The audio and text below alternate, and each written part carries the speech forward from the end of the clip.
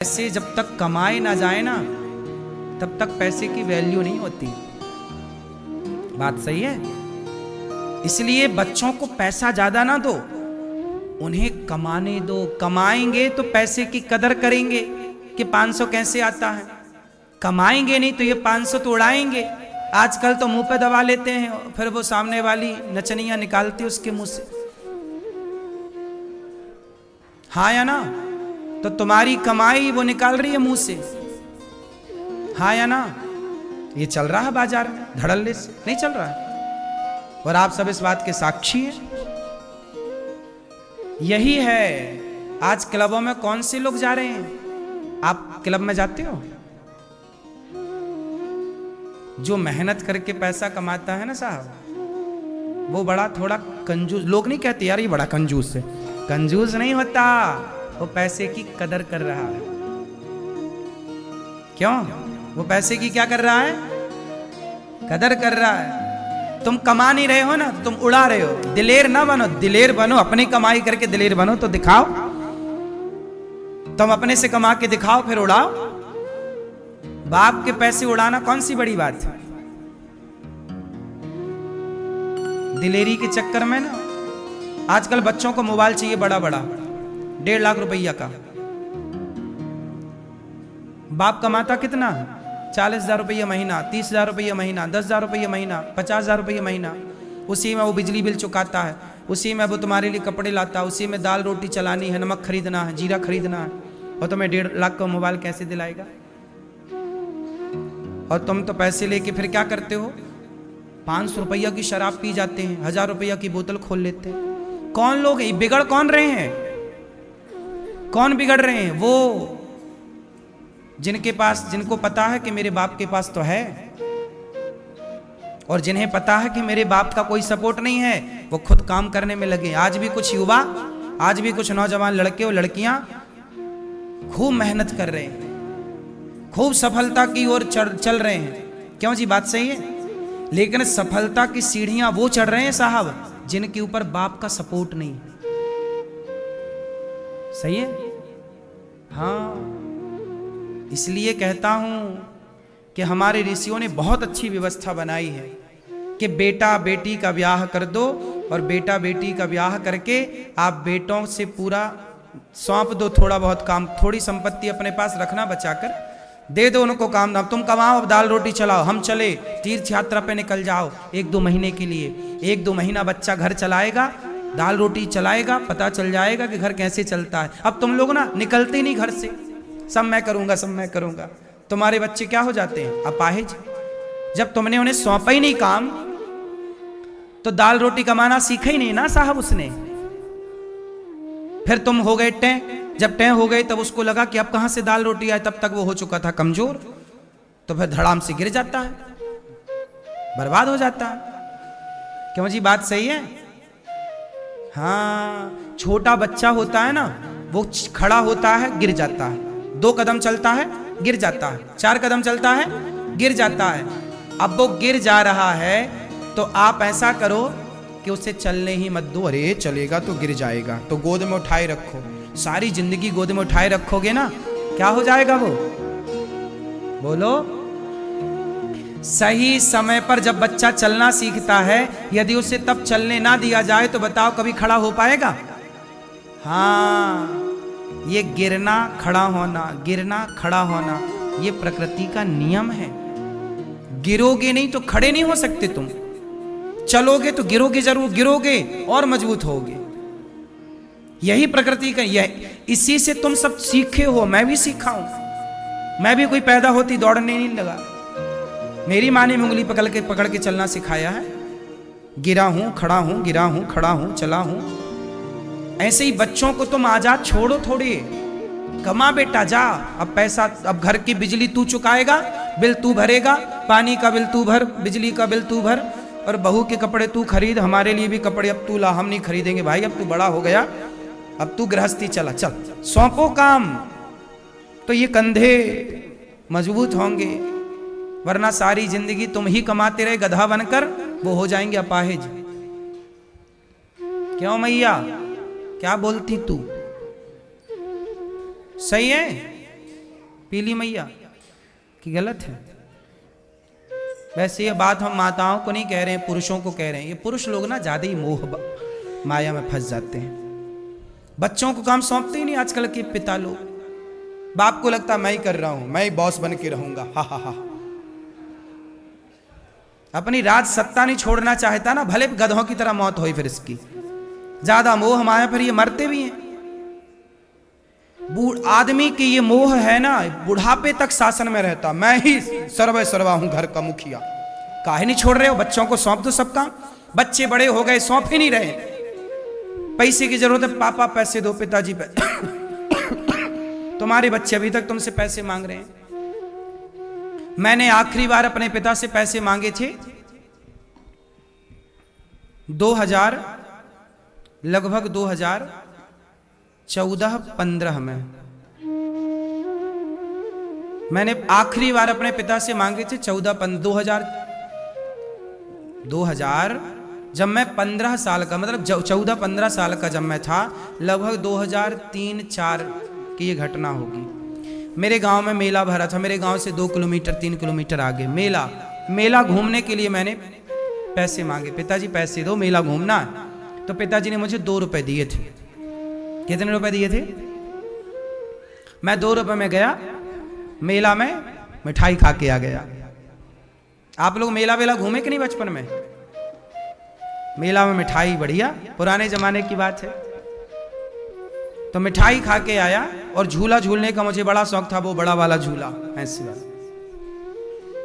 उसमें बैठ जाता था, मैं झूलता रहता। 2 रुपए मांगा मैंने। उसके बाद फिर मैंने कभी पैसे नहीं मांगे आज तक। मेरे पिताजी ने मुझे आखिरी बार 2 रुपए दिए हैं और उसके बाद आज तक मैंने कभी पैसे नहीं मांगे। क्योंकि जब मैं 17 साल का हुआ तो मैंने कमाना शुरू कर दिया। घर की दाल रोटी मेरे कंधे पर आ गई। मैं भी समय से काम करने लगा ना, तो मुझे भगवान ने इस लायक बना के यहाँ बिठाया है। मैं भी अपने पिता के टुकड़ों पर पलता तो मैं भी अपाहिज हो जाता। वो तो पिताजी ने मुझे मजबूत बना दिया। तू कमा, तू ही रोटी चला, घर की नमक तू कर, है कि नहीं? जा, हम नहीं करें। हमारे पिताजी ने हाथ खड़े कर लिए, नहीं करेंगे कुछ, तुम लोग करो। फिर क्या हुआ? मजबूती मिली। काम करना था, करना ही था, नहीं करेंगे तो खाएंगे क्या? चलते गए चलते गए चलते गए, मजबूत होते गए। यही है सही परवरिश। सही है कि गलत है? सही वक्त था वो 17 साल जब मेरी उम्र थी। मतलब 20 साल का लड़का हो ना साहब, तब से आप 25 साल की उम्र में, अब देखो मेरी उम्र अभी 33 साल है, 34 कंटिन्यू है रनिंग में। मतलब मैं जब 25 साल का था तब से मैंने ये सारी प्लानिंग स्टार्ट कर दी थी कि कैसे वृद्ध माओं की सेवा करनी है, कैसे सब कार्य करना है। और सेवा का कार्य जब 25 साल की उम्र में शुरू किया। आप भी तो 5 साल से तो आप ही देख रहे हैं, 5-6 साल से टीवी पे सब सेवाएं गौरी गोपाल की। गौरी गोपाल आश्रम को कब से जान रहे हैं आप लोग? बोलो। 5-6 साल, 4-5 साल तो आपको सुनते सुनते हो गए होंगे टीवी पे, है ना? तब उस समय मेरी उम्र क्या रही होगी? 25 साल, 26 साल, 27 साल। तब से सोचिए, काम करते करते करते, मैं पहले से 2007 से काम कर रहा हूं। 2006 में पढ़ने आया, 7 से मैंने काम स्टार्ट कर दिया।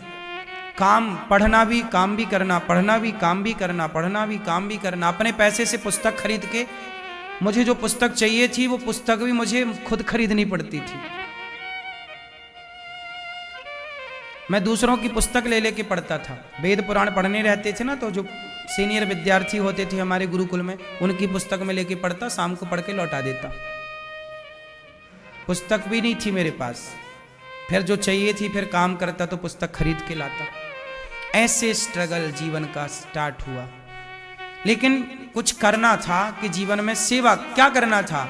मुझे गाड़ी खरीदने का शौक कभी था ही नहीं। सोचिए मेरी उम्र के लड़के ना सपना देखते मैं गाड़ी खरीदूं, ये वाली।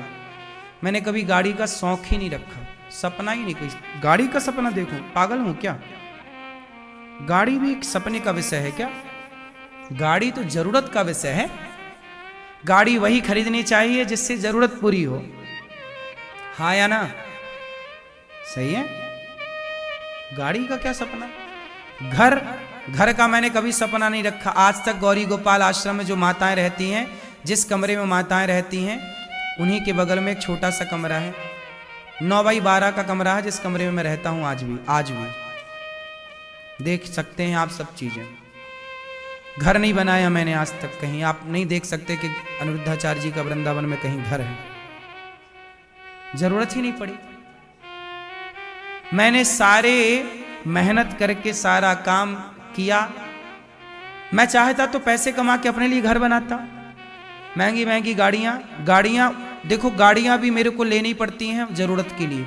अब सोचिए, मैं आज आपको कथा सुना रहा हूं ना, कल मुझे कथा सुना के गोवा जाना है और गोवा से लौट के भी आना है, परसों फिर कथा सुनानी है आपको। यहाँ तो कथा कंटिन्यू है और मुझे गोवा जाना है,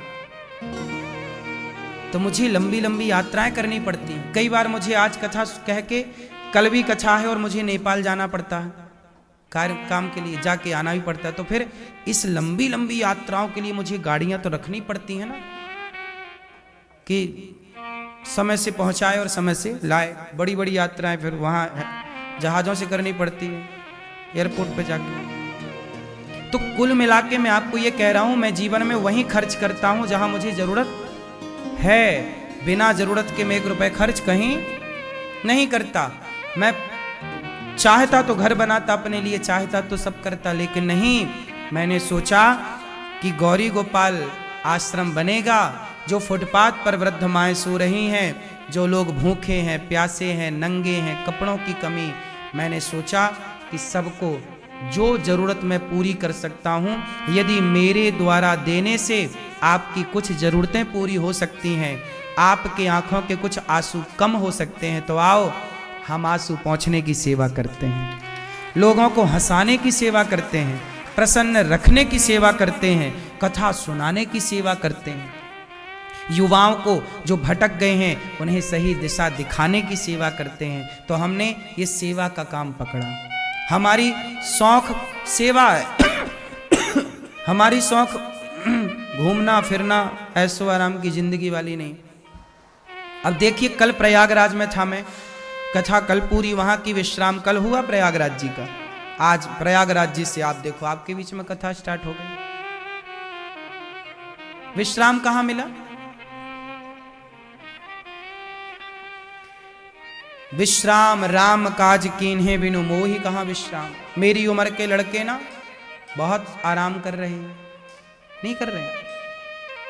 मेरी उम्र के लड़के खूब पिता के पैसे पे खूब बड़ी बड़ी गाड़ियों पे सड़क में ऐसे ऐसे गाड़ियां चला रहे, नहीं चला रहे।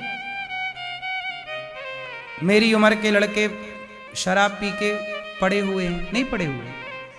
लेकिन यही तो भगवान की कृपा है कि भगवान ने मुझे हर बुराई से बचाकर समाज की सेवा में लगाया। मुझे बहुत खुशी होती है कि ईश्वर ने मुझे इस काम के लिए चुना। इतना बड़ा वृंदावन है, सोचिए, पूरे वृंदावन में केवल गौरी गोपाल जी की रसोई ऐसी है कि कोई भी कभी भी आओ, दिन को आओ, रात के आओ, दोपहर को आओ, आधी रात को आओ, 24 घंटे रसोई में यहां भरपेट भोजन मिलता है लोगों को। दाल, चावल, सब्जी, रोटी। पाए कि नहीं आप लोग प्रसाद? कितने लोग प्रसाद पाए? दाल अच्छी थी कि नहीं? सब्जी भंडारा है। इसका मतलब ये नहीं कि हम कुछ भी खिलाएं, नहीं। आप जाके देखना, भोजन में क्वालिटी है। हमने ब्रांडेड कपड़े नहीं पहने साहब, हमने ब्रांडेड शौक नहीं रखे, हमने ब्रांडेड सेवा की है। सेवा हो, बिंदास हो, अच्छा काम हो ना, अच्छा ही हो। फिर जब करो तो अच्छे से करो। क्यों जी, क्या कहते हैं? ये दास अनिरुद्ध का यही भाव, जब करो तो अच्छे से करो, बलाह न टारो। बात सही है। तो गौरी गोपाल आश्रम में सेवा होती है। सेवा के लिए लोग जानते हैं। इसलिए कहता हूं कि आप भी पैसे कमाओ, सेवा में लगाओ, अच्छे काम में लगाओ। इससे क्या होगा? धन भी बढ़ेगा आपका, यश भी बढ़ेगा आपका, और पुण्य भी बढ़ेगा आपका। पुण्य से परमात्मा मिलेंगे, जीवन सार्थक होगा और खुशी भी मिलती है। जब आप किसी को रोटी खिलाते हो ना, तो आप बहुत खुश होते हैं। देने से खुशियां बढ़ती हैं ना। अपने लिए तो सब करते हैं,